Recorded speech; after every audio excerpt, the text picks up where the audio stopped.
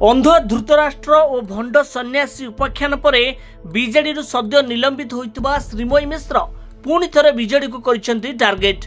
निज सामाजिक गणमाध्यम रे लिखिसेंती आत्मसम्मान और स्वाभिमान सह सालिश करी नाही कि करबी नाही। दीर्घ 1 वर्ष धरी जे दल रे नाही और निजर सदस्यता नवीकरण करी नाही से दल मते निलंबन करिबा जगत केवल जन हसिबे। जने अणओडिया प्ररोचना रे ओडिशा को दीर्घ वर्ष धरी शासन करथिबा नेता जने ओडिया झीर सम्मान सह खेलिबा केते दूर ठीक विचार राज्यवासी करिवे। श्रीमयी निज सामाजिक गणमाध्यम रे लिखिसेंती क्षमता पाई नुहे स्वाभिमान और आत्मसम्मान पाई प्रश्न उठाई निराश होइसेंती।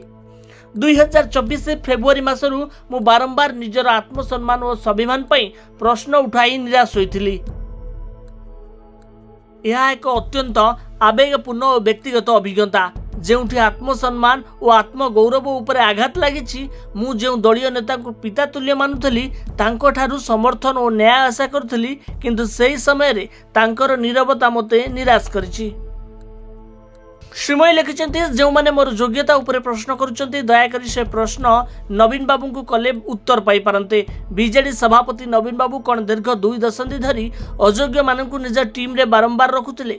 पश्चिम ओडिशा रु आसी कटक स्थित शैलबाला महिला कॉलेज रे सभानेत्री होबा और 2006 रु बिजु छात्र जनता दल रो पदाधिकारी और दलर विभिन्न पदवी रे रहिबा कौन जण अयोग्य पक्षे संभवपर कि बोली प्रश्न करिसेंती श्रीमयी।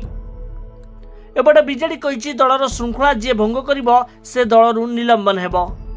श्रीमयी मिश्र बीजेडी निलंबन हेबा प्रसंग रे बीजेपी विधायक सरोज पाढ़ी कहिसेंती अण ओडिया लोक ओडिया झियो को अपमान करिबा दुखदायक।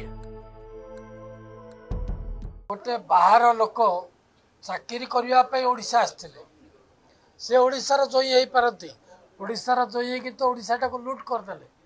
जहाँ आपण मानकर तथ्य आसीची मीडिया रे दूरदर्शन रे अन्य ये आसी ओडिशा को लूट करी खाईदेले एवं गोटे विदेशी आसिकी ओडिया झीर सम्मान पे काली जो श्रीमयी मिश्र कहते समवेदना जनाऊँगी एवं या अति दुखर विषय बोली कह पांड्यान लगी नवीन पट्टनायक गोटे ओडिया झील को एमती करवाटा ठीक है बोली मु मने करूँ।